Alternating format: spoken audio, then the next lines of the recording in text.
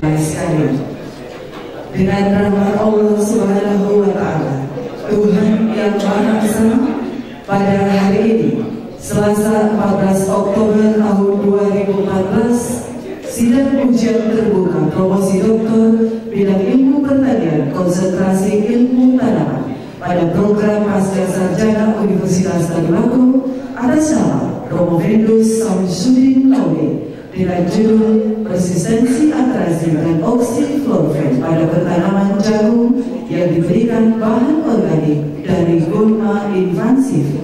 Dimulai. Akan memasuki ruang sidang.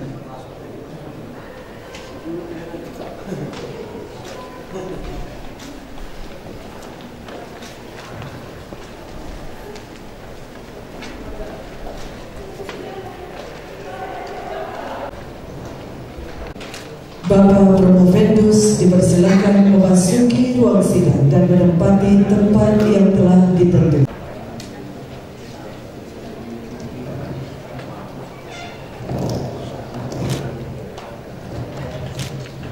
Sidang ujian terbuka promosi doktor dipimpin oleh Rektor Universitas Tadulako. Selamat pagi, salam sejahtera bagi kita sekalian.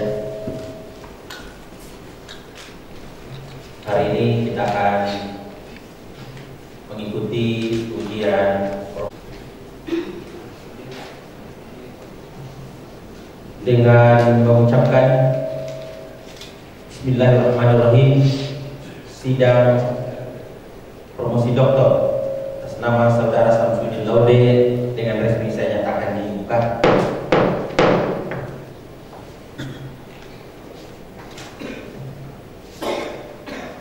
Kesempatan pertama, Saudara promotor Bapak Profesor Mahfud akan menyampaikan laporan pertanggungjawaban akademik terhadap Saudara Romo Vendus Samsudin Laude. Waktu saya beri. Ini selaku ketua sidang terbuka Bapak Profesor Muhammad Yunus selaku penguji eksternal, Bapak-bapak ini penguji yang saya hormati. Pertama-tama saya ucapkan syukur alhamdulillah karena pada hari ini Saudara Samsudin Laude selaku Vendus telah berhasil mencapai etapa terakhir pada tahapan penyelesaian studi. Dalam hal ini kita selaku promotor tentu bersama-sama dengan Profesor Rahman dan Dr. Saka telah melakukan penelitian dengan baik, dilaksanakan secara mandiri baik di laboratorium maupun di lapangan. Alhamdulillah, Saudara Romo Vendus selalu melakukan diskusi dan konsultasi kepada promotor dan co-promotor. Dan judul penelitian publikasinya Persistency of Atrazine and Oxyfloran in Soil, edit with Litonia Versifolia and Formulaena Rata Organic Matter. Saya kira ini merupakan salah satu persyaratan akademik yang harus dilalui oleh Saudara Romo Vendus untuk menyelesaikan studi doktor. Dan selain itu, pada saat melakukan penelitian, Saudara Romo Vendus ini juga melibatkan mahasiswa S1 untuk melakukan penelitian. Saya kira merupakan suatu hal yang baik. Profesor Muhammad Yunus dari Fakultas Pertanian Universitas Hasanuddin. Kehadiran beliau ini adalah telah memberikan penguatan akademik terhadap saudara. Karena itu kami minta saudara ini benar-benar mempersiapkan diri dalam ujian ini. Namun sebelum kita mulai, saya persilakan Sekretaris Ujian untuk membacakan surat keputusan yang bertalian dengan keabsahan ujian sidang doktor pada hari ini untuk Profesor Samsudin Laude yang akan mengangkat judul persistensi atrasin dan oksiflopen pada pertanaman jagung yang diberikan bahan organik Gulma infansi, Itonia diversifolia dan Promolena odorata. Pada sekretaris 2015 tentang pengangkatan pemimpin ujian terbuka melalui promosi Dr. Saudara Samsudin Laude SPMP Universitas Tadulako.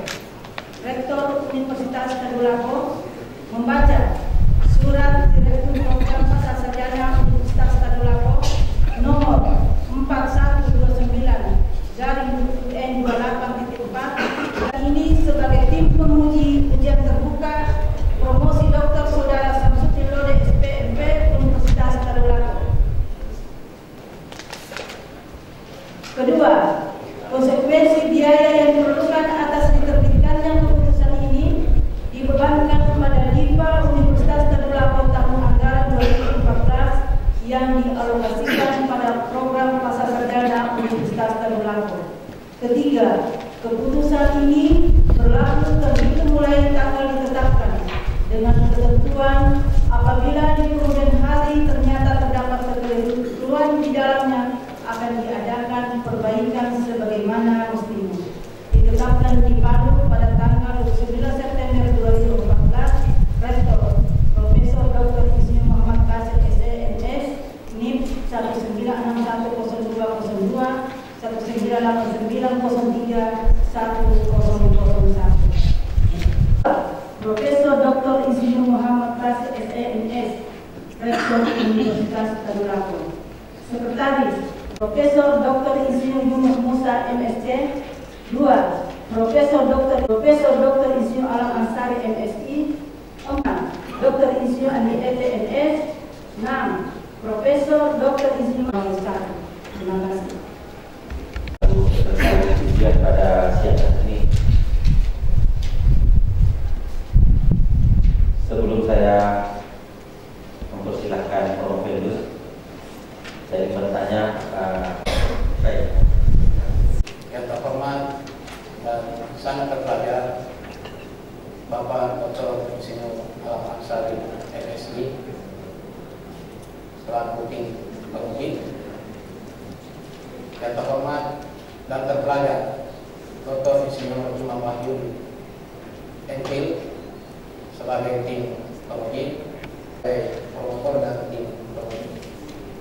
Yang terhormat dan sangat terpelajar Bapak Profesor Dr. Insinyur Fatur Rahman MP sebagai Profesor 1 dari tim penguji. Dan yang terhormat dan sangat terpelajar Dr. Insinyur Saka Samsudin MP sebagai tim penguji. Bapak Ibu hadirin yang saya hormati,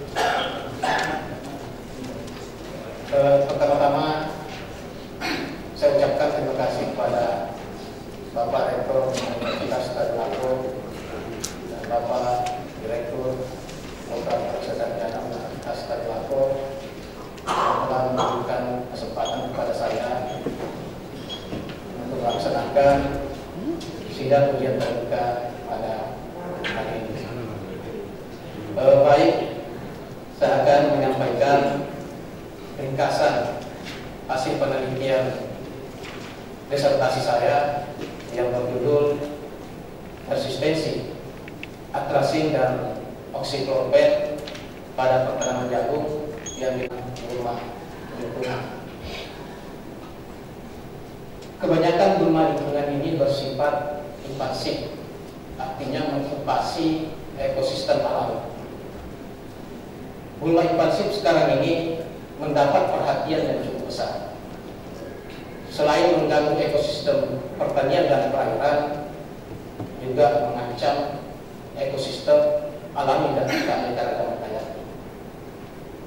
Di samping itu, jika dibandingkan dengan gulma pertanian, gulma invasif ini termasuk gulma yang sulit dikendalikan, sehingga mendorong manusia untuk mengelola gulma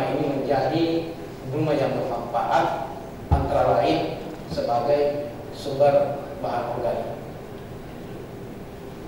Sebagai sumber bahan organik, tentunya tidak hanya memperbaiki sifat fisik dan sifat kimia tanah, tetapi juga bisa meningkatkan daya racun atau efikasi herbisida tersebut terhadap, pertama, sifat herbisida itu sendiri.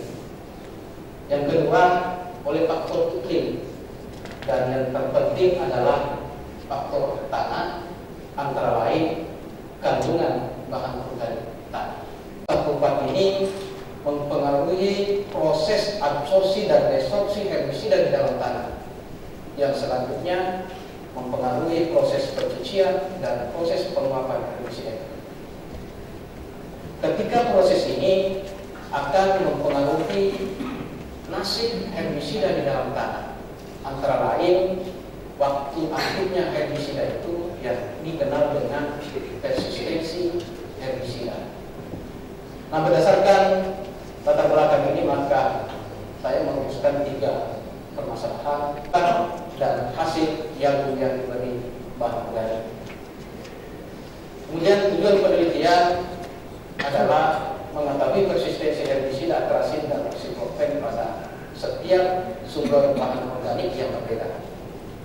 Kemudian mengetahui pengaruh asam fumat dan asam sulfat terhadap persistensi herbisida dalam tanah, dan mengkaji keefektifan herbisida terhadap pertumbuhan gulma dan hasil tanaman jagung yang diberi bahan organik.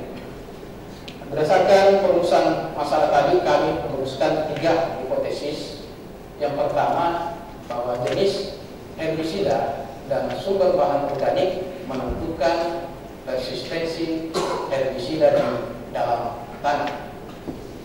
Kedua, asam fumat dan asam sulfat mempengaruhi waktu aktifnya herbisida di dalam tanah, dan pertumbuhan dan hasil jagung serta keefektifan pengendalian gulma ditentukan oleh dosis herbisida dan dosis bahan organik. Di dalam penelitian ini kami menggunakan metode penelitian. Untuk percobaan pertama, kami menggunakan rancangan acak lengkap pola faktorial, di mana sumber bahan organik sebagai faktor pertama dan jenis herbisida sebagai faktor kedua. Dan variabel penelitian antara lain komposisi, kimia pangkasan promolena dan tentunya, kemudian konsentrasi total herbisida dengan spektrofotometer, dan yang ketiga persistensi herbisida berdasarkan perhitungan waktu paruh. Pendekatan model yang kami gunakan untuk menghitung persistensi adalah model genetik order pertama. Untuk percobaan kedua, yang percobaan lapangan dari hasil penelitian pertama dengan menggunakan rancangan acak kelompok dengan variabel penelitian karakteristik gulma, pertumbuhan tanaman jagung, dan komponen hasil tanaman jagung. Dan itu ternyata tetonia lebih tinggi dibanding dengan kromolena. Begitu juga C organik antara kompos dengan pupuk hijau, di mana pupuk kompos kandungan bahan organiknya lebih tinggi dibanding dengan pupuk hijau. Namun asam fumat, asam sulfat yang merupakan asam-asam organik di dalam bahan organik itu, ternyata pupuk hijau mengandung C organik yang lebih tinggi dibanding dengan kompos. Berdasarkan pertimbangan ini, maka asam fumat dan asam sulfat yang kami coba telaah lebih mendalam. Yang kedua, persistensi herbisida, atrasin, dan oksiflofen pada berbagai sumber bahan organik.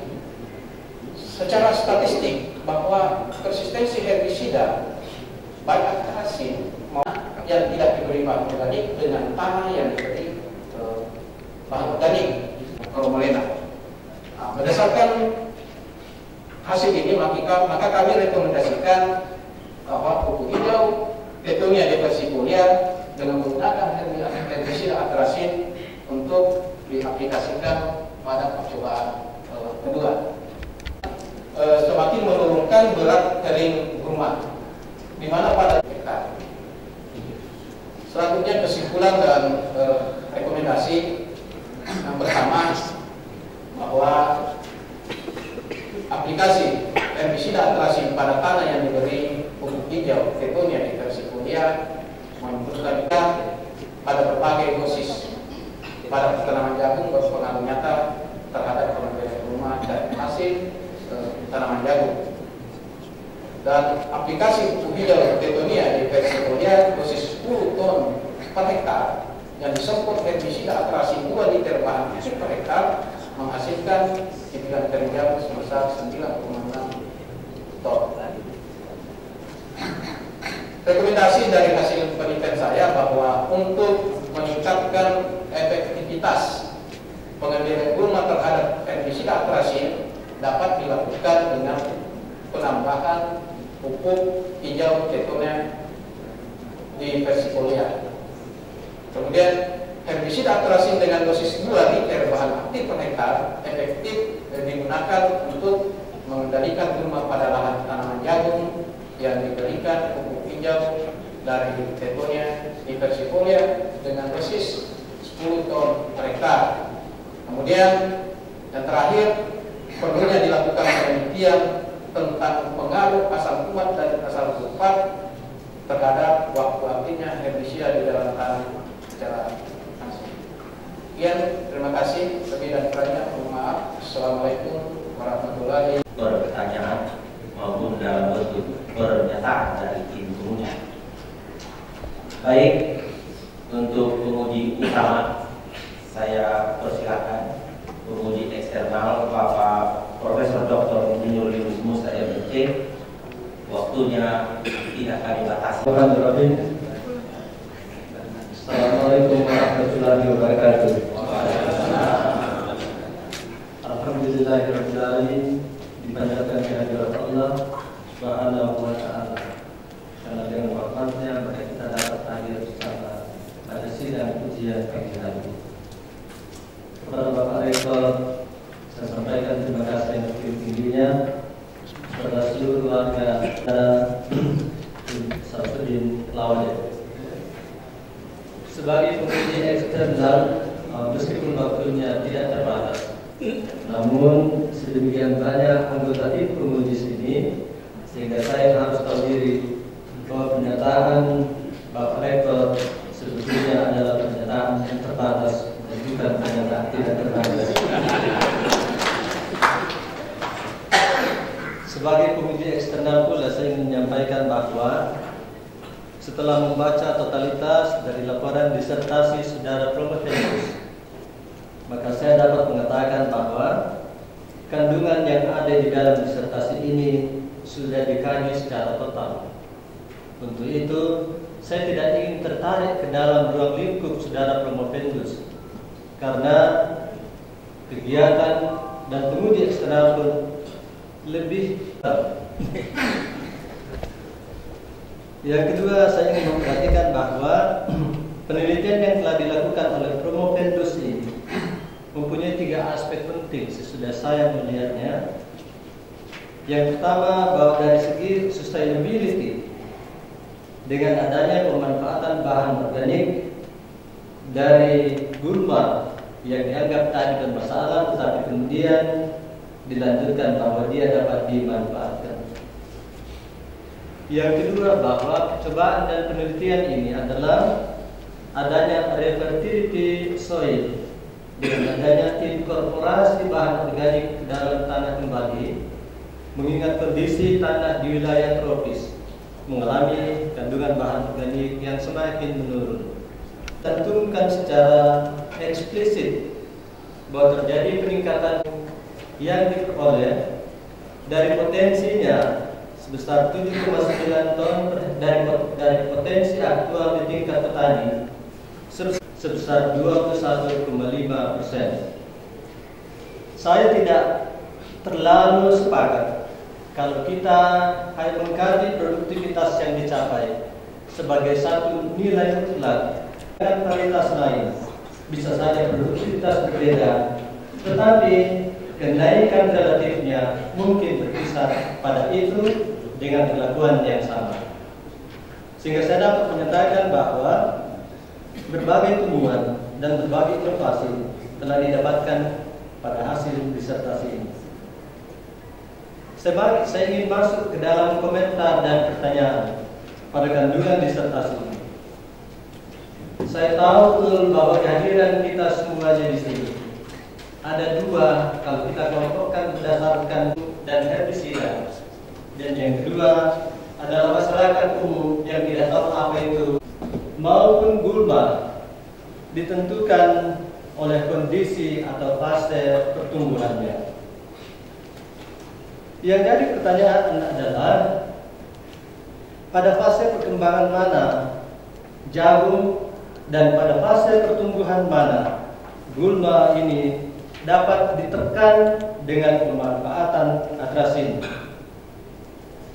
Hal ini terkait kita tahu bahwa atrasin sangat berperan di dalam mengontrol dan mengserutkan fotosintesis pada tanaman dengan mempengaruhi fotosistem 2 pada sistem fotosintesis, sehingga akumulasi ion itu terlempar kepada klorofil yang berperan di dalam proses fotosintesis.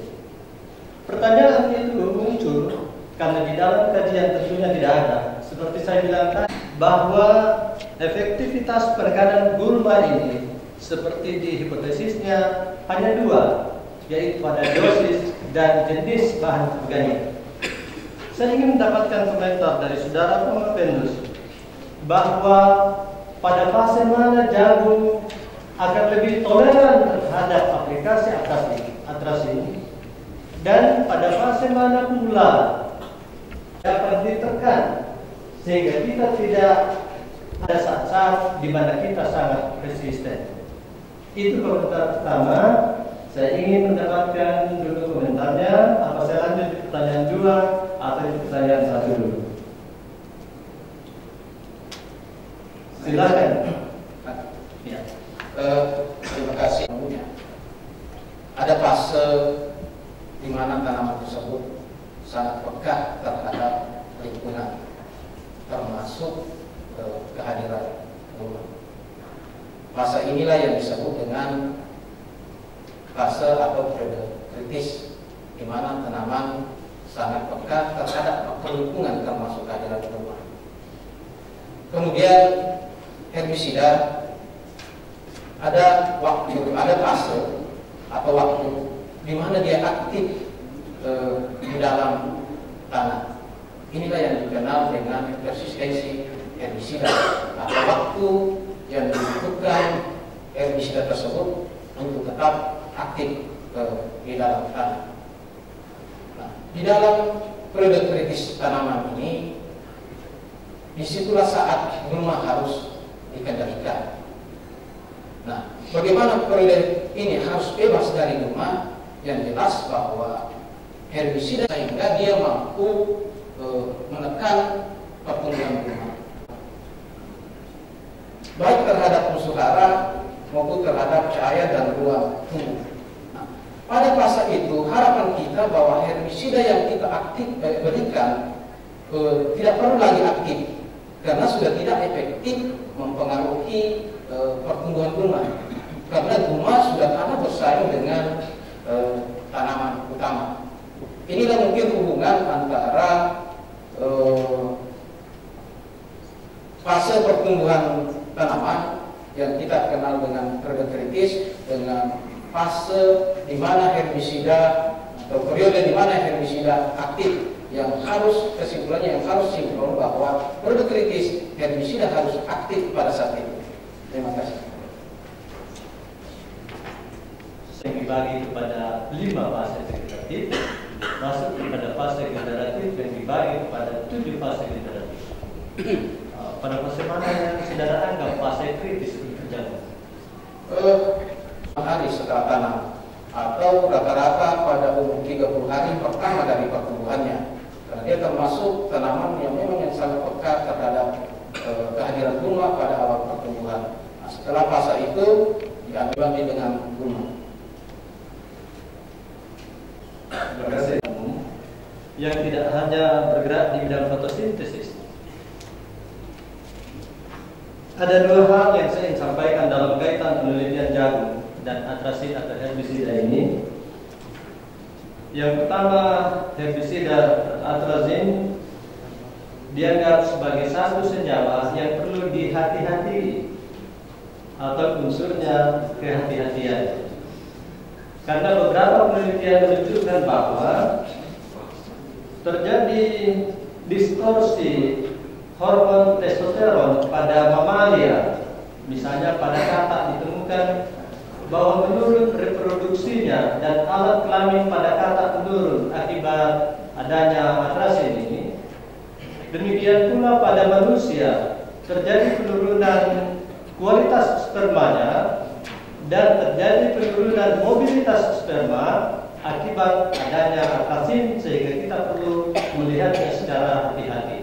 Terbalik dengan pada atrasin, jagung mempunyai dampak yang bagus pada baby yang belum dilahirkan dan pada ibu yang pada waktu melahirkan dengan naiknya kadar susu pada ibu. Jadi ibu-ibu makan jagung supaya kadar susunya naik, dan bapak-bapak juga menjadi senang karena bukan karena susunya, tapi karena babynya lahir dengan bagus.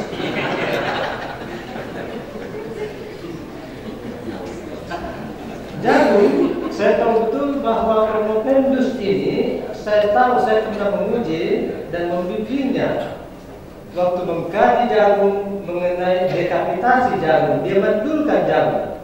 Keberadaan penelitian ini juga selalu menjadi lebih bagus. Jadi di satu sisi perlu hati-hati pada atrasin, dan di lain sisi kita perlu mempromosikan jagung karena dia merupakan tanaman yang super lengkap, mengandung kalori, mengandung kencing karena dia akan melancarkan kencingnya. Jadi ini bagus. Untuk itu saya ingin bertanya dan kalian minta komentarnya Promopendus. Yang pertama, tidak henti-hentinya meneliti jagung. Mengapa jagung terus itu?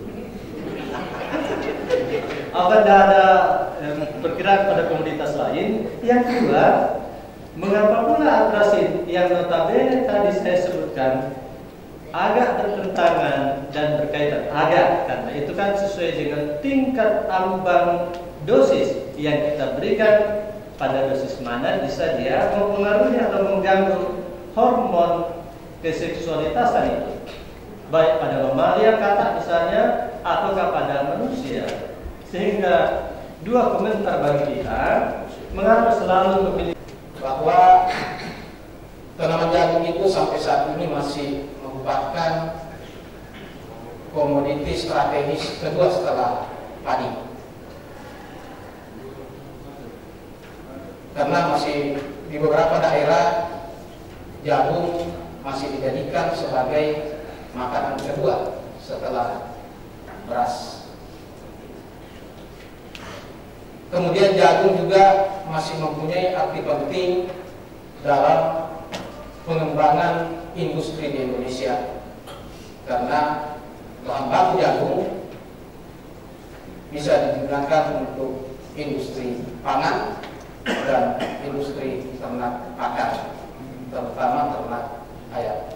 Itu dari aspek potensi yang bukan alasan kami melihat. Kemudian yang kedua, dari aspek budidayanya, kaitan dengan atrasin yang ditanyakan Pak Prof, bahwa jagung yang saya sampaikan sebelumnya, Pak, jagung adalah tanaman yang sangat peka terhadap kehadiran gulma pada awal pertumbuhan tanaman jagung, yang terkait tadi dengan periode kritis. Maka kaitannya dengan atrasin. Atrasin adalah jenis herbisida pratumbuh yang bisa mengatasi persoalan kehadiran gulma tadi pada tanaman jagung. Kemudian atrasin ini memang secara yang banyak dibaca di jurnal-jurnal bahwa atrasin memang cocok untuk tanaman-tanaman serealia seperti sorghum, jagung dan sebagainya. karena atrasin di dalam tanaman jagung mampu dinetralisir atau dikurangi daya racunnya oleh tanaman jagung sehingga tidak memberi dampak keracunan pada tanaman jagung. Kira begitu. Bagaimana aplikasi yang hati-hati atasin ini pada pertanaman baik pada jagung, tebu, sorghum dan sebagainya? Ya, dampaknya terhadap lingkungan ada yang mengatakan bahwa harus tepat dosis, tepat waktu, tepat sasaran. Nah, kalau itu dipegang, saya kira dampak yang bisa ditimbulkan oleh atrasin untuk yang disampaikan tadi Pak Prof kita bisa terang. Terima kasih Bapak Pimpinan Sidang. Banyak pertanyaan dan pernyataan yang sudah disangka oleh Prof. Selanjutnya saya persilakan pengundi kedua, Bapak Profesor Dr. Saiful Darman, MP. Assalamualaikum warahmatullahi wabarakatuh. Baik, saya langsung saja karena waktunya saya menggunakan membaca dokumen disertasi saudara Mendus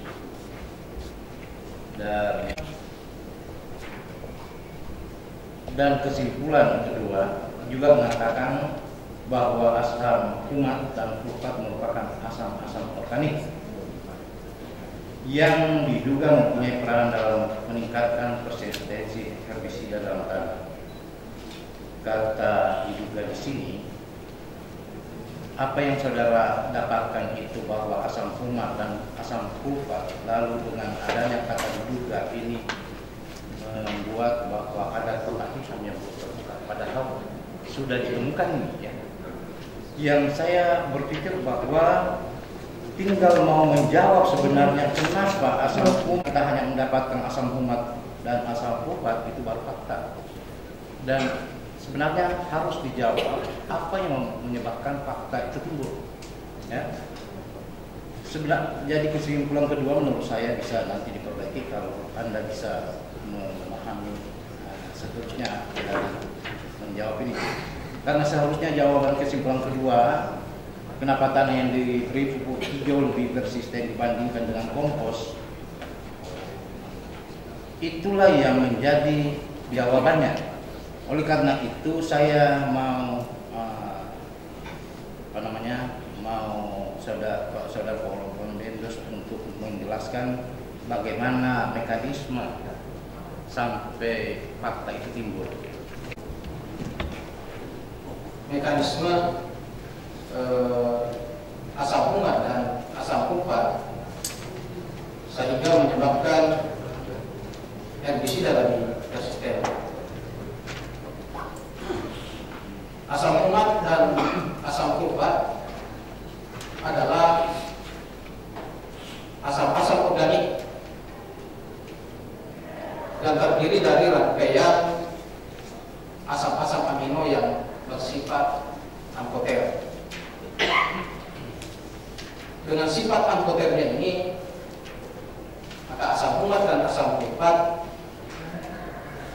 mengandung gugus-gugus karboksil yang dapat berperilaku sebagai asam atau bermuatan negatif. Dengan sifat amfoternya juga, asam fumat dan asam fluvat mengandung gugus amino yang bisa berperilaku sebagai massa atau biasa bermuatan positif.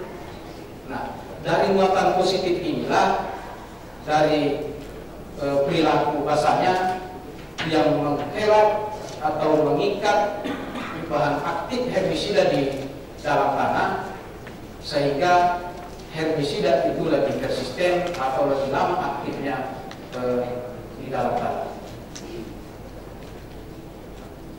Mekanisme serapan asam fumat dan asam fluvat untuk herbisida melalui ikatan hidrogen yang sifatnya lemah.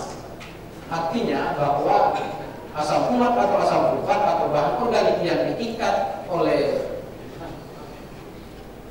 herbisida, bahan aktif herbisida yang diikat oleh asam fumat dan asam sulfat bisa dilepas kembali ke larutan tanah. Dan disinilah fungsi asam fumat dan asam sulfat atau bahan organik secara umum sebagai isolator yang kita kenal, bahwa selain sebagai isolator, bahan organik bisa sebagai aktivator, bisa sebagai dinamisator. Nah, sebagai isolator, asam fumat dan asam sulfat atau bahan organik ini mampu menyeimbangkan bahan aktif herbisida yang ada di dalam larutan tanah dengan yang diikat oleh klorid atau asam fumat asam sulfat ini, sehingga menghindari terjadinya pencucian herbisida.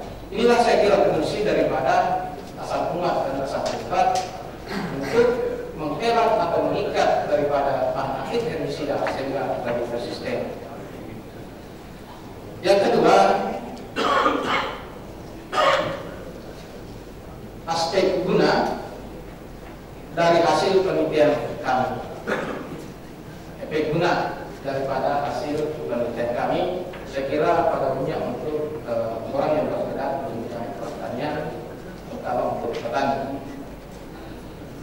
Kita ketahui bahwa pengendalian dengan menggunakan herbisida adalah salah satu cara yang banyak dilakukan atau digunakan oleh petani saat ini. Tidak bisa dipungkiri. Karena namun bagaimana agar herbisida ini tetap bisa efektif dan juga bisa efisien, bahkan ramah terhadap lingkungan. Maka berdasarkan hasil penelitian kami bahwa herbisida yang akan dilakukan adalah yang sebaiknya dilakukan pada tanah-tanah yang mengandung cukup bahan organik atau pada tanah yang telah diberi bahan organik. Nah, pertanyaannya, bahan organik apa yang bagus?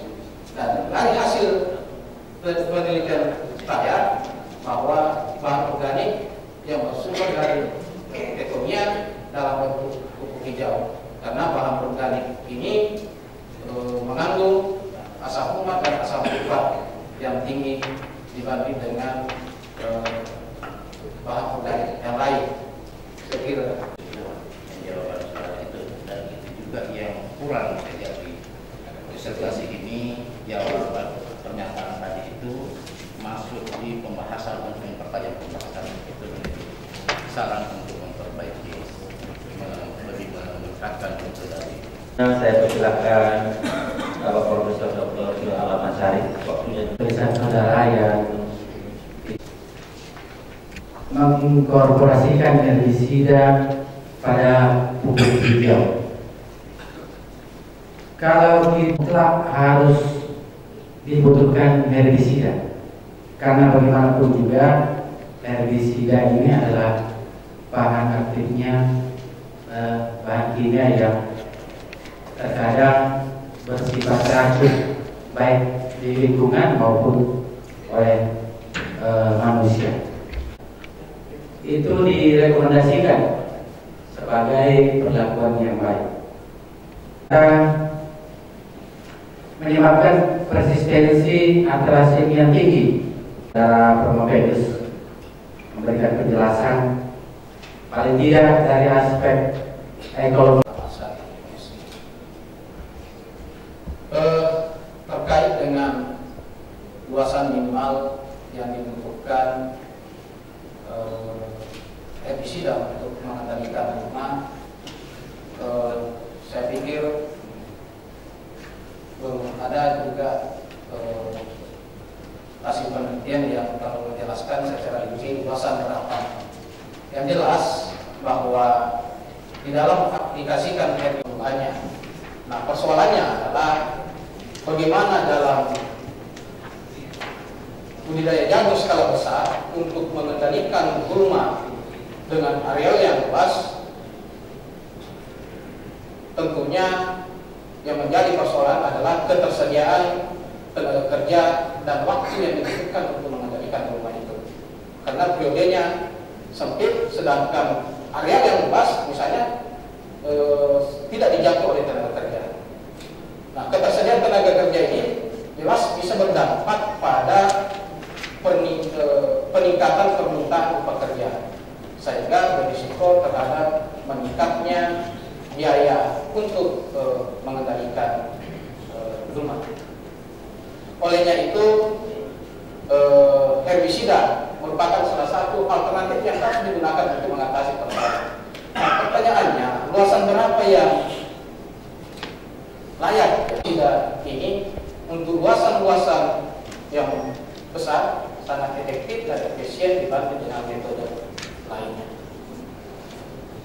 Kemudian yang kedua, pertimbangan kami merekomendasikan pupuk hijau Tetonia sebagai sumber bahan organik pada tanah yang diaplikasikan herbisida atrasin adalah berdasarkan masih ingat penelitian saya katakanlah hanya seperempat hektar tanah jagung. Kemudian kalau petani menggunakan cara menggunakan herbisida adalah salah satu teknik pengendalian. Selain itu ada unsur teknis, kemudian fisik dan mekanik. Ya, paling tidak itu ada bandingannya. Artinya secara efisiensi dan efektivitasnya seperti itu. Ya, terima kasih. Terima kasih Bapak Ketua Pimpinan. Bapak Dr. Insinyur Imam Wahyudi Edil, waktunya juga maksimal 10 menit. Saya silakan. Atas kesempatan yang diberikan kepada saya. Assalamualaikum warahmatullahi wabarakatuh. Dan selamat siang. Di sini ada ya langsung ada saya. Di sini ada beberapa pertanyaan yang bisa saya sampaikan pada Bapak Presiden. Itu yang pertama, kandungan bahan organik yang tinggi. Kerugian daripada situasi tersebut, advantages and disadvantages-nya apa? Kemudian pertanyaan yang kedua, sebetulnya ini pertanyaan sudah diajukan oleh Pak Profesor Saiful. Namun saya mendengar tadi ada istilah kirap. Kirap itu sebetulnya adalah pengikatan antara bahan organik, unsur logam dalam tanah oleh bahan organik. Nah, pertanyaan saya tadi Prof. Widodo mengatakan kilat, apakah di antara atrasin dan oxyflorin itu ada unsur logamnya? Saya kira itu ya. Bahan organik yang tinggi, maka resistensi herbisida di dalam tanah semakin lama. Pertanyaannya lah, apa keuntungannya? Yang jelas bahwa dengan resistensi yang lama, dilihat dari segi efikasinya, tentunya akan meningkatkan daya racun terhadap gulma sasaran.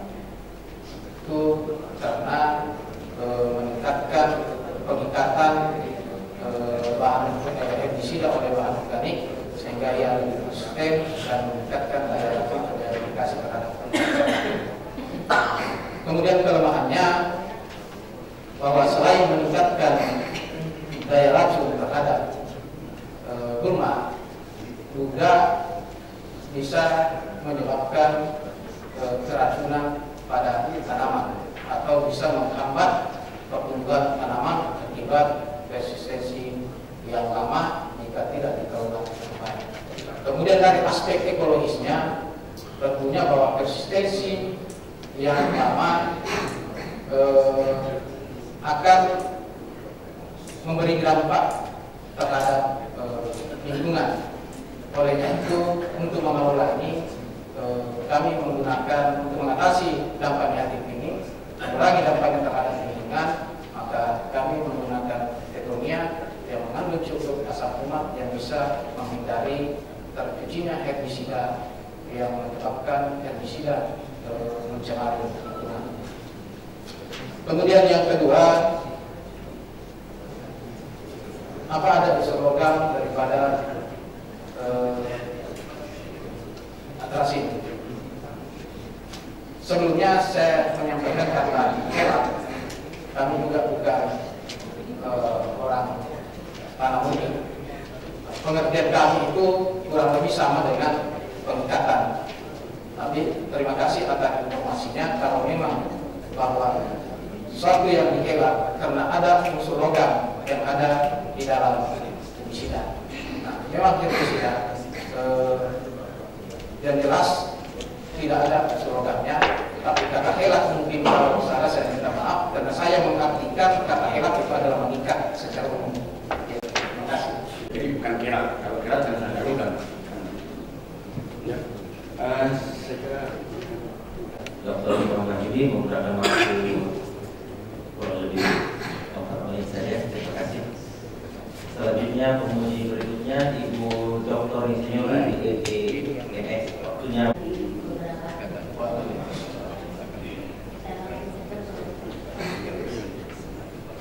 Hasil penelitian dari saudara sangat menarik. Mengapa? Pertama, gulma yang intensif yang dari hidupnya di Persepolia ini itu pilih-pilih dalam bentuk pupuk hijau. Dia lebih efektif di dalam pengendalian gulma di pertanian jagung dibandingkan dalam bentuk kompos. Nah, dia meningkatkan keefektifitasannya itu lagi ketika diberikan herbisida atrazin lebih bentuk pupuk hijau. Meskipun tadi ada hasil penelitian yang dikemukakan oleh Bapak Profesor Yunus Musa tadi bisa menurunkan fertilitas dari katak ataupun manusia. Nah, yang menjadi keunggulan dari herbisida atrazin ini sehingga dia bisa memperpanjang atau meningkatkan persistensinya di dalam tanah ketika diberikan pupuk hijau dari Titonia Persepolia dibandingkan dengan Cromolena moderata. Kemudian pertanyaan yang kedua, apakah gulma-gulma yang dikatakan invasif ini bisa tumbuh di semua famili pertanaman, apakah itu famili tadi Stelia atau famili Rubiaceae dan lain-lain? Dan bagaimana kriteria gulma ini dikatakan dia invasif? Itu yang kami ingin tahu. Saya kembalikan dibanding dengan oxypropen. Atrazin ini mempunyai beberapa sifat. Secara umum bahwa atrazin mempunyai afinitas yang tinggi dibanding dengan oxypropen. Artinya mempunyai kemampuan untuk mengikat senyawa-senyawa lain yang ada di sekitar, diikat oleh senyawa-senyawa lain. Yang kedua, bahwa atrazin berdasarkan beberapa hasil penelitian bahwa mempunyai tingkat kelarutan di dalam air yang tinggi. Dari beberapa hasil penelitian menyimpulkan bahwa herbisida yang mempunyai tingkat kelarutan air di dalam air yang tinggi mempunyai waktu aktifnya di dalam tanah yang lama.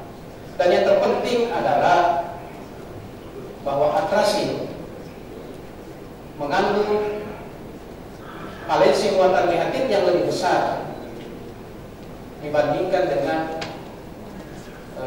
muatan valensi negatif daripada oxypropen. Karena kita ketahui bersama bahwa muatan negatif herbisida ini yang diikat oleh bahan organik kimia sehingga lebih resisten. Nah, muatan negatifnya yang lebih besar, valensi muatan negatifnya yang bersumber dari klor dan etilamin dibanding dengan oxypropen yang hanya bervalensi satu. Saya kira itu yang lebih cenderung yang menyebabkan herbisida atrazin lebih persisten. Kemudian yang kedua, mungkin sedikit saya bahwa gulma Titonia ini bukan gulma yang tumbuh di lahan pertanian, tetapi gulma yang tumbuh di daerah-daerah terbuka, terutama pada daerah ketinggian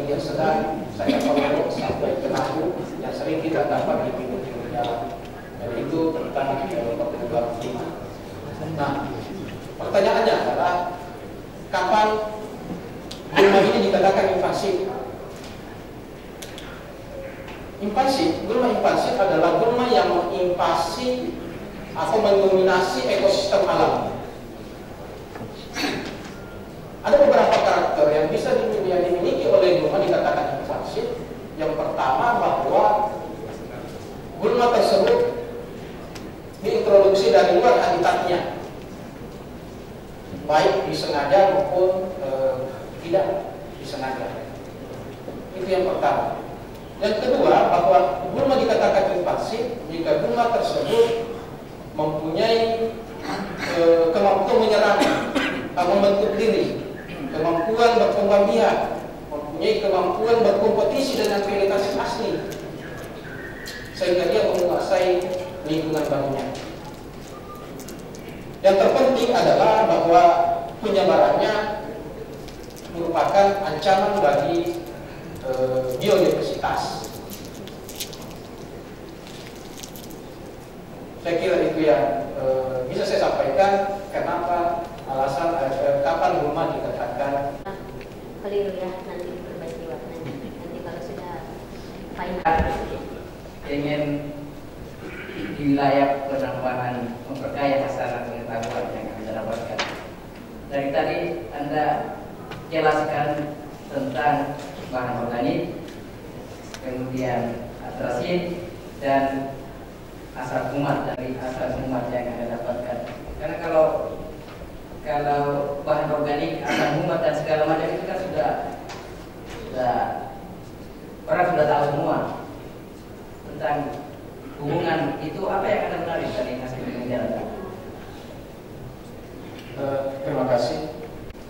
Beberapa kajian-kajian sebelumnya yang telah menjelaskan atau menyimpulkan bahwa bahan organik yang tinggi akan semakin meningkatkan persistensi herbisida.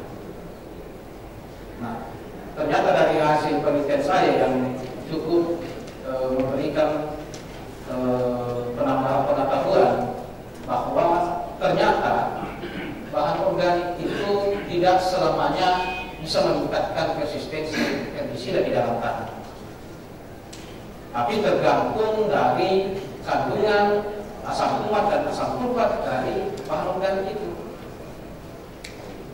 Karena asam umat dan asam sulfat yang berperan.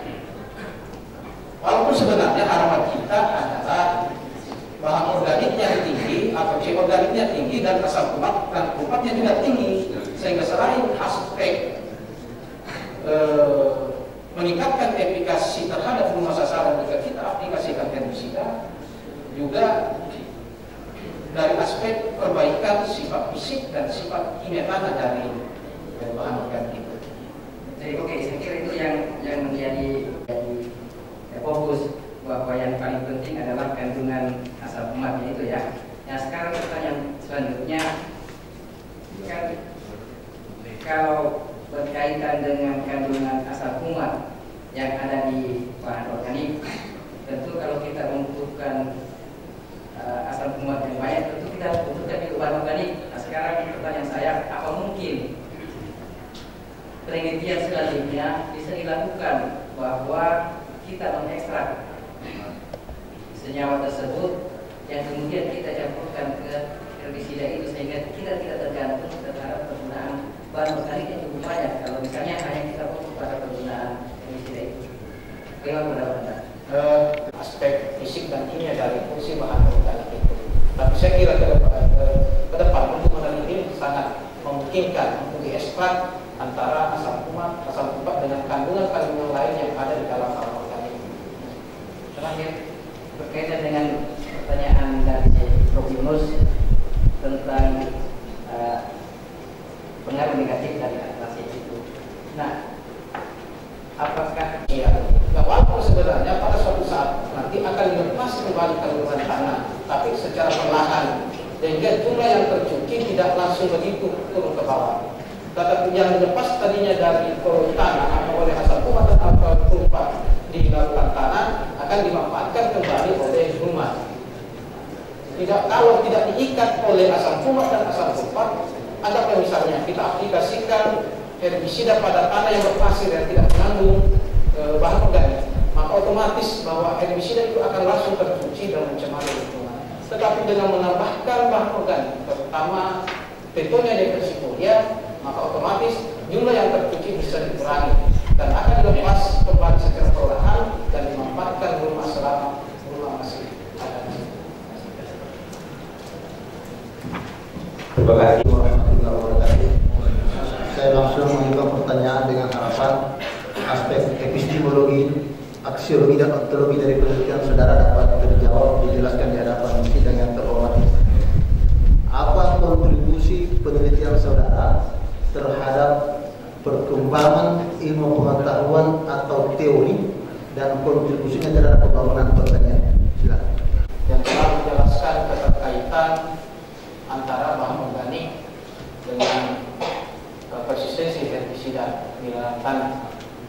Namun selanjutnya dari hasil penelitian kami menemukan bahwa bagian bahan organik yang mempunyai peran penting yang menyebabkan herbisida itu persisten adalah kandungan kuat dan kesakupan.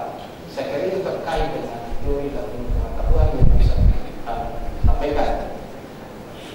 Sebagai contoh dari hasil penelitian kami bahwa pada yang saya sampaikan di ayat tadi bahwa pada tanah-tanah yang diberikan bahan organik dari buku hijau kemudian diaplikasikan di satu sisi bahwa kompos lebih banyak kandungan bahan organiknya dibanding dengan buku hijau. Begitu juga terhadap Tetonia, di mana hasil laboratorium menunjukkan bahwa Tetonia sebenarnya mengandung C organik yang rendah. Tapi kenapa dia lebih persisten? Karena C organik Tetonia mengandung C organik. Maaf, kenapa dia Tetonia lebih persisten? Karena Tetonia mengandung kenapa Tetonia lebih persisten herbisida? Mengapa herbisida lebih persisten dibanding dengan tanah yang diberi Tetonia? Karena Tetonia mengandung C organik yang lebih tinggi. Kemudian kontribusi hasil penelitian kami dalam pembangunan pertanian. Seperti kita ketahui bersama bahwa di era peningkatan mekanisasi dan program budidaya intensif di dalam pembangunan pertanian, peran herbisida semakin besar. Karena herbisida ini bisa meningkatkan hasil dan menurunkan biaya produksi. Namun demikian, penggunaan herbisida perlu mendapat perhatian yang serius, mengingat pengendalian gulma secara kimia ini akan berhasil jika herbisida tersebut tidak hanya selektif terhadap tanaman, tetapi juga harus ramah terhadap lingkungan. Nah, bagaimana sehingga aplikasi herbisida ini sesuai dengan yang diharapkan dan efek negatif bisa dikurangi? Maka pemahaman tentang persistensi dan faktor-faktor yang mempengaruhi persistensi harus diperhatikan. Harapan kita bahwa dalam menggunakan tujuan peran herbisida untuk meningkatkan tujuan pembangunan pertanian, terutama untuk meningkatkan pendapatan masyarakat, perlu diperhatikan.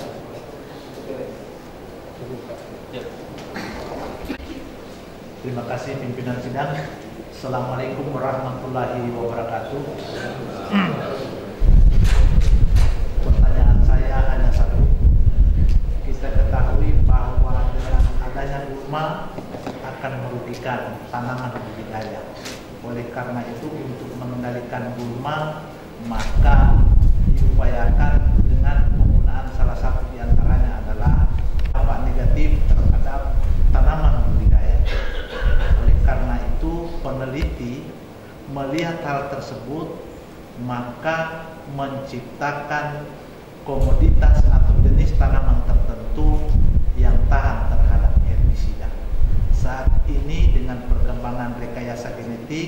telah dihasilkan beberapa komunitas atau jenis tanaman seperti kedelai, jagung, dan lain-lain yang tahan terhadap herbisida.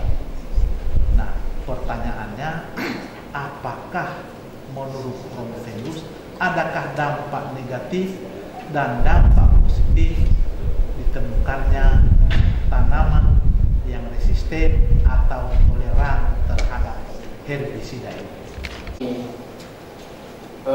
Dampak negatif dari peningkatan resistensi untuk tanaman pokok atau terhadap tanaman pokok, maka penerapan bioteknologi untuk melakukan rekayasa genetik menciptakan tanaman-tanaman yang resisten terhadap herbisida. Rekayasa genetik yang pertama dengan mengubah sensitivitas enzim yang merupakan target daripada herbisida di dalam tanah. Dan juga dengan metode lain atau dengan cara lain dengan mengintroduksi gen. Ini salah satu bentuk rekayasa genetik untuk membuat tanaman resisten. Mengintroduksi gen oncoenzim yang bisa menetralisir atau yang bisa mengurangi sifat racun herbisida di dalam tanaman. Nah, keuntungan dari hasil rekayasa genetik tentunya akan menguntungkan dari segi pengendalian rumah karena meningkatkan efikasinya. Sedangkan kelemahannya bisa menimbulkan masalah lingkungan seperti tadi menyebabkan akibat dari resistensi yang lama akan menyebabkan tercemarnya lingkungan. Olehnya itu pemanfaatan baik terhadap pencemaran lingkungan, baik terhadap tanaman maupun terhadap lingkungan di sekitar tanaman. Oleh itu penggunaan varietas-varietas yang tahan akibat dari rekayasa genetik perlu ditingkatkan. Terima kasih. Ya, saya kira komentarnya cukup baik dan saya berikan kepada Anda karena panjang bulu tongkolnya sampai tongkolnya panjang. Coba ada. Memang ada korelasi. Artinya semakin panjang tongkol ya semakin panjang bulu. Ada yang mengatakan karena panjang bulunya sampai panjang tongkol. Gimana? Panjang bulunya semakin panjang tongkolnya. Ya nggak bisa. Baik, Bapak Ibu sekalian, tim pemuja akan rapat beberapa menit dan saudara Romo Vendus bisa meninggalkan tempat karena waktu kami akan skor beberapa menit. Silakan kembali memasuki ruangan.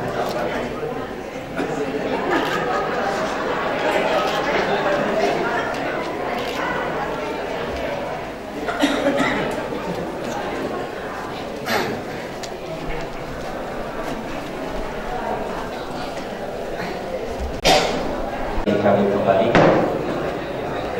Bapak Ibu yang kami hormati, saudara Romo Vendus yang berbahagia, tim pemuji yang kami muliakan,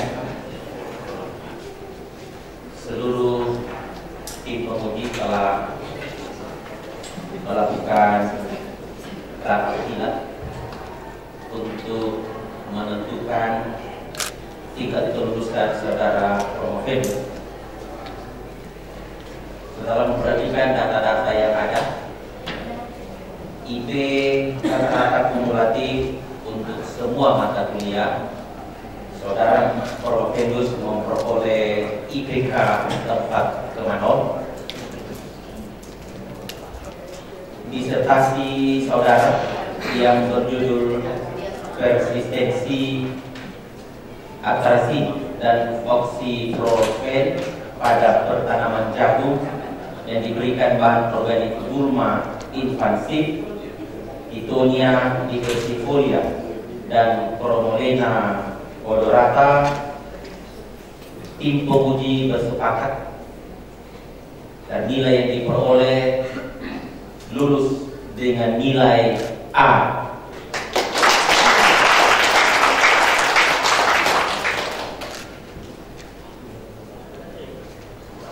Berhubung saudara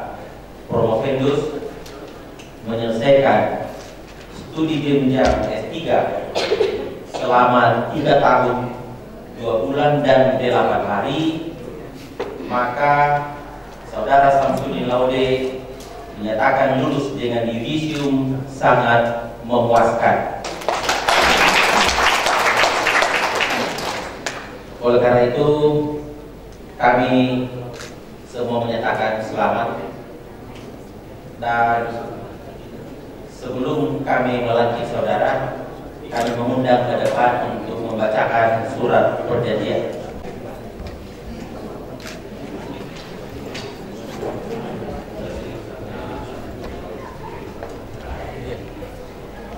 Surat perjanjian. Pada hari ini, Selasa 14 Oktober 2014, pukul 9.00 waktu Indonesia bagian tengah sampai selesai, saya telah menempuh ujian terbuka S3 di program Pasca Sarjana Universitas Tadulako. Sehubungan dengan ini, saya berjanji untuk menyelesaikan segala masalah akademis dan menyerahkan disertasi yang telah disetujui oleh seluruh tim penguji dan sudah dijilid selambat-lambatnya 1 bulan terhitung sejak ditandatangani surat ini. Apabila tidak dapat menyelesaikan sampai dengan tanggal yang telah ditetapkan, maka saya bersedia menjunjung kembali dan membayar uang SPP dan atau uang ujian. Tanggal pemasukan disertasi yang sudah disempurnakan menentukan wisuda dan tanggal ijazah. Terima kasih.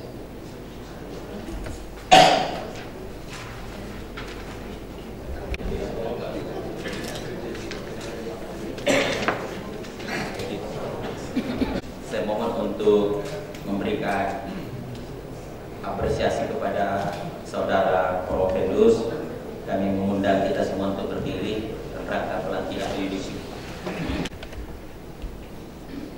Saya selaku Ketua Panitia Ujian Doktoral melantik saudara menjadi doktor dalam bidang ilmu pertanian, konsentrasi ilmu tanaman. Semoga Allah Subhanahu wa Ta'ala menerima amalan saudara sebagai amalan jariah yang akan saudara abdikan bagi ilmu pengetahuan nusa, bangsa, dan agama. Dan semoga saudara dapat mempertahankan integritas ilmiah saudara sebagai seorang doktor. Untuk itu kami mengucapkan selamat.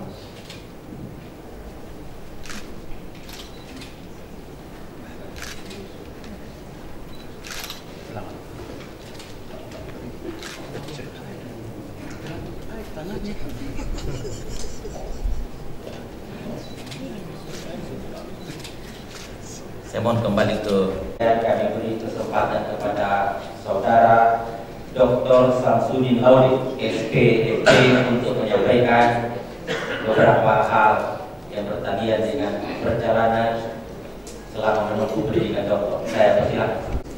Assalamualaikum warahmatullahi wabarakatuh. Pertama-tama, perkenankan saya menyampaikan puji syukur kehadirat Allah Subhanahu wa Ta'ala yang telah memberikan rahmat dan hidayahnya sehingga dapat menyelesaikan penelitian, penyusunan dan penulisan disertasi sampai pada sidang ujian terbuka pada hari ini. Dan arahan yang diberikan oleh berbagai pihak, karena dengan hati yang tulus perkenankan saya menyampaikan ucapan terima kasih yang sebesar-besarnya kepada yang sangat terpelajar Bapak Profesor Dr. Insinyur Mahfud MP selaku promotor, yang sangat terpelajar Bapak Profesor Dr. Insinyur Fathur Rahman MP sebagai co-promotor 1, dan yang terpelajar Bapak Dr. Insinyur Sakar Samudin MP selaku co-promotor 2 yang telah memberi perhatian, bimbingan dan arahan kepada saya dalam menyelesaikan penyusunan karya tulis ini. Ucapan terima kasih ini saya sampaikan pula kepada yang sangat terpelajar Bapak Profesor Dr. Insinyur Muhammad Basir SEMS, Rektor Universitas Tadulako, sekaligus sebagai ketua tim penguji yang telah memberi kesempatan kepada penulis untuk melanjutkan studi pada jenjang doktoral. Yang sangat terpelajar Bapak Profesor Dr. Insinyur Fatur Rahman MP, Direktur Program Pasca Sarjana Universitas Tadulako periode tahun 2014-2018. Yang sangat terpelajar Bapak Profesor Dr. Insinyur Indra Mukaniko, MP, Direktur Program Pasca Sarjana Universitas Tadulako periode tahun 2010-2014. Yang sangat terpelajar Bapak Profesor Dr. Insinyur Rusdi MAG RSC PhD, Koordinator Program Studi Doktor Ilmu Pertanian Universitas Tadulako. Yang terpelajar Ibu Dr. Insinyur Handayani MS, Sekretaris Program Studi Doktor Ilmu Pertanian Universitas Tadulako. Terkait dengan pelaksanaan ujian baik dalam ujian tertutup maupun ujian terbuka pada hari ini, maka secara khusus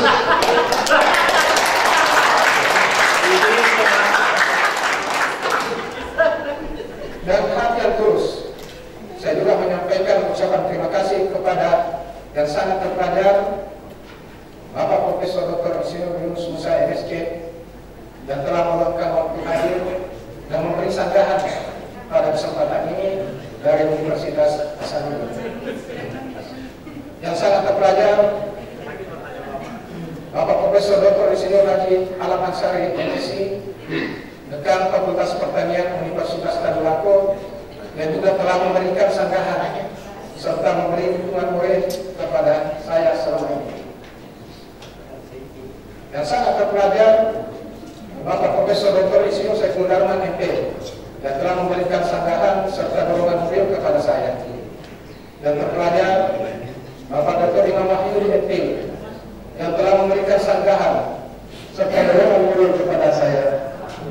Dan terpelajar Ibu Dr. Insinyur Nagi ETMS, yang telah memberikan sanggahan serta dorongan moral kepada saya.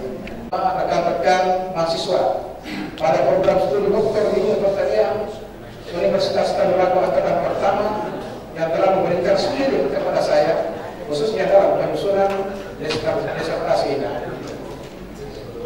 Sudah terima kasih juga penulis advokat kepada Bapak Ibu Haji Muhammad Almarhum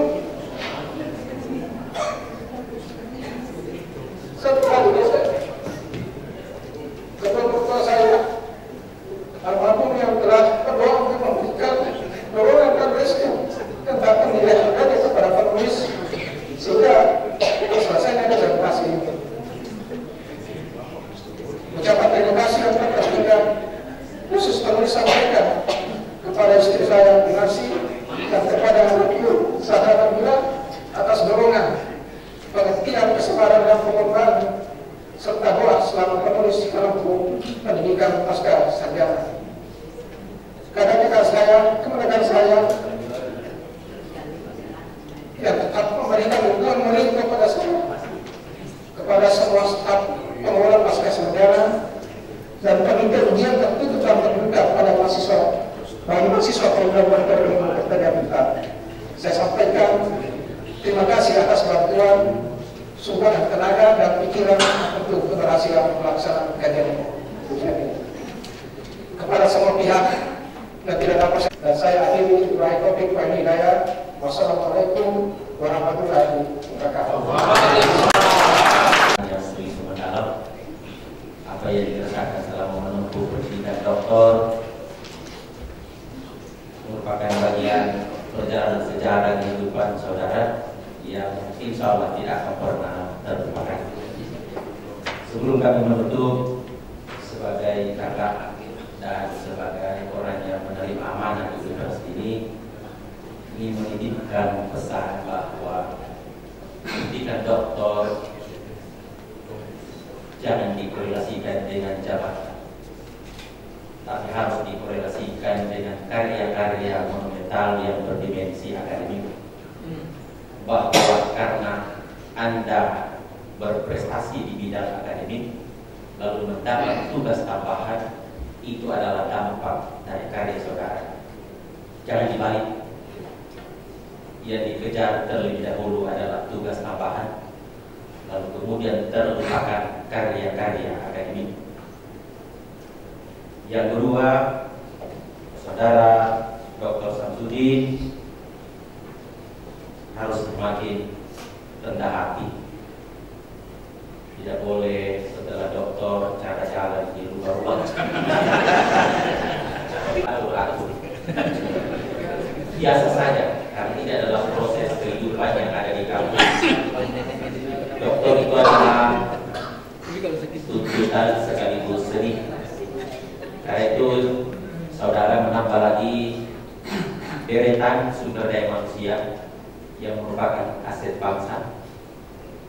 Jadi kalau doktor itu disebut aset bangsa karena dia memiliki direktori doktor Indonesia, segera diisi itu secara online agar saudara bisa diketahui sebagai satu lagi kader bangsa di masa yang akan datang.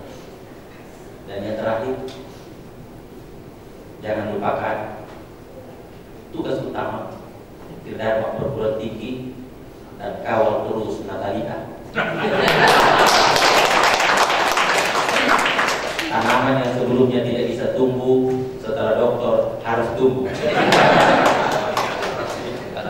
Dan saya titipkan ini, saya titipkan sekali lagi, kampus ini masih harus dikawal dari segi kebersihan. Sebenarnya kita masih jauh dari apa yang ada di perguruan tinggi lain. Karena itu jangan sampai setelah doktor melupakan itu.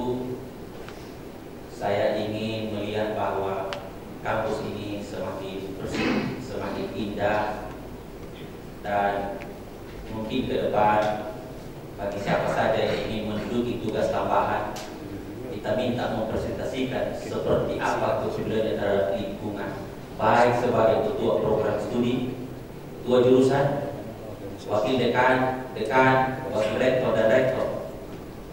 Kalau hanya mengejar jabatan tugas tambahan, tapi sampai di depan mata dibiarkan, saya mohon tidak usah dipilih kalau itu dalam pemilihan.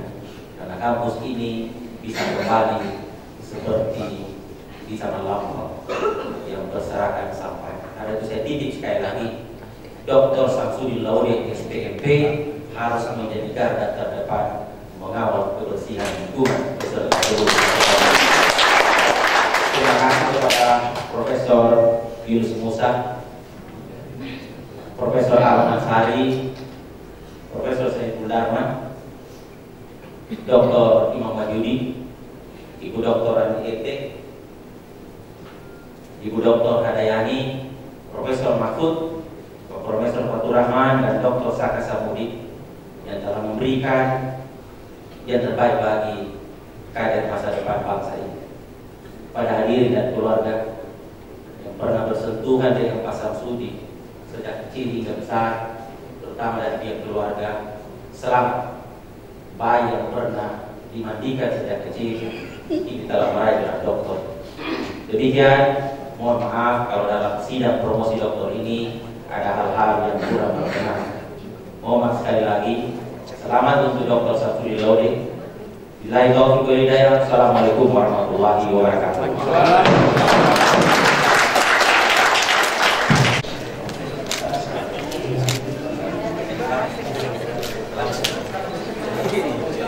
Bapak Ibu yang kami hormati, hadirin undangan sekalian, demikian acara sidang ujian terbuka promosi doktor pada pagi menjelang siang hari ini. Terima kasih atas kehadiran dan partisipasi Bapak Ibu sekalian. Selamat sekali lagi pada Bapak Dr. Samsudin SPMP beserta seluruh keluarga yang hadir. Alhamdulillahirrahmanirrahim. Wabillahi taufiq wal hidayah. Assalamualaikum warahmatullahi wabarakatuh.